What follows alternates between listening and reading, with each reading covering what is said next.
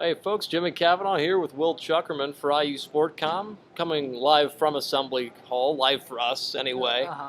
after a really impressive IU victory over the Ball State Cardinals. Final score 101-53. Whole lot positive to talk about here, Will. Let's start with some of the offensive performances we saw. Will Sheehy, astounding. Jordy Halls, aggressive. Let's go into what we saw from them. You just mentioned it. Jordan Holes, Will Sheehy really carried the show yet again, and Sheehy was as efficient as he's been all season.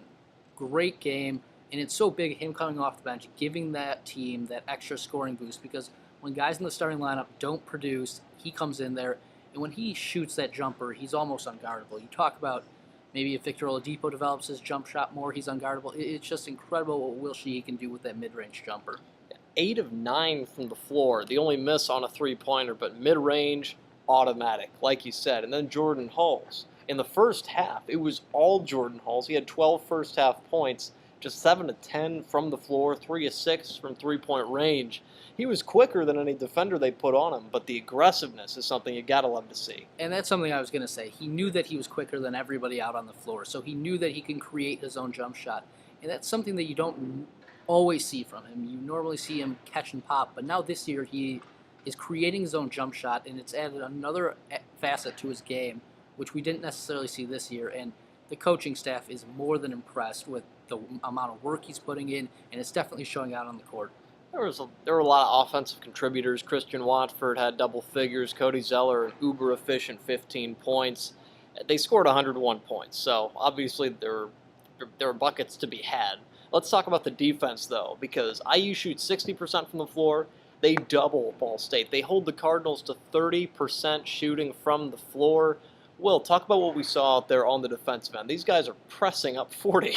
They're pressing up 40, and getting back to what the coaches said, Tim Buckley said after the game that championship teams will play hard from the starting gun to the end.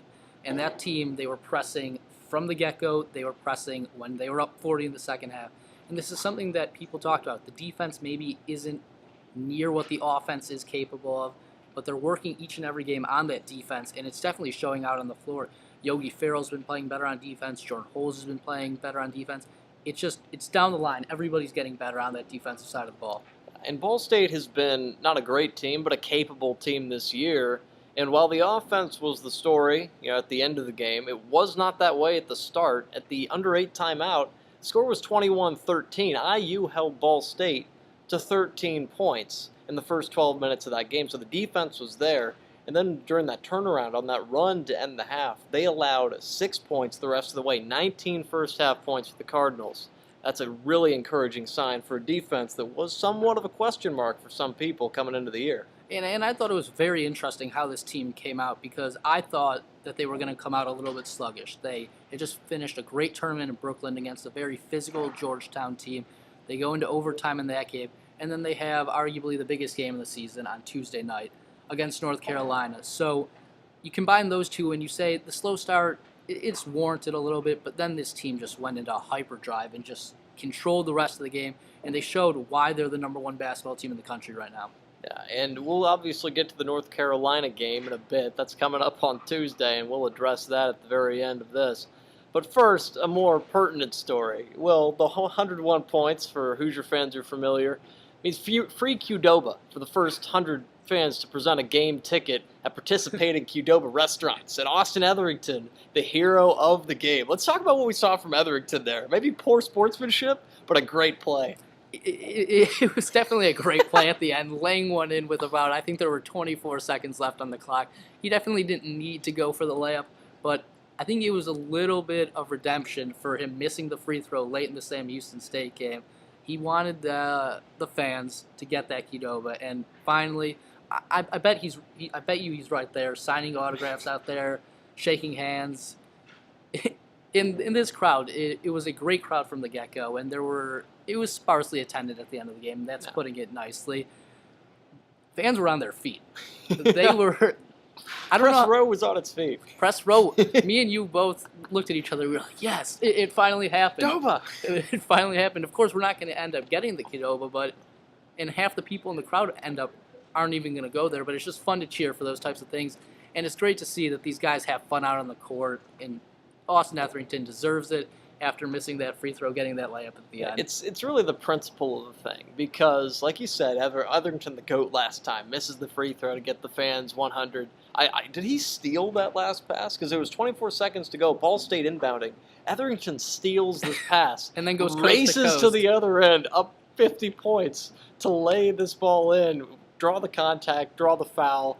Fans go crazy. A crowd that, like you said, have been quiet for the previous and the great 20 thing minutes.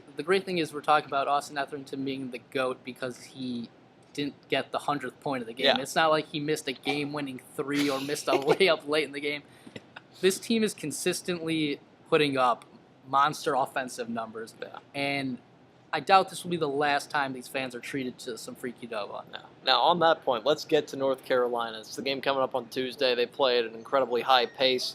IU's going to have to score points. UNC's going to want to score points. Well, what are we looking at in that game? It's going to be a back-and-forth type of game. North Carolina's coming off a loss to Butler in the Maui Invitational, and I think this North Carolina team's really going to be hungry to show why they should still be in the top 15, maybe even the top 10. And this Indiana team, they're coming off a game tonight. They're going to have to get right back on track, practice tomorrow, get ready for this North Carolina team because they are very, very dangerous, and they didn't play up to their capabilities against Butler. But they can definitely put on a show here in Assembly Hall. They have a veteran head coach who won't let his team fall to the pressures of a 17,000 fans at a game. It's just not going to happen. So expect a really good game, in my opinion. We'll keep an eye on that. Obviously, the game comes up Tuesday, 9:30, a late tip, but it should be an entertaining contest for everybody watching, both here and at home. For Will Chukerman, I'm Jimmy Cavanaugh. That's all the time we have. Thanks for taking the time to watch this. Feel free to check out some of the other coverage and stuff we have on IU Sportscom.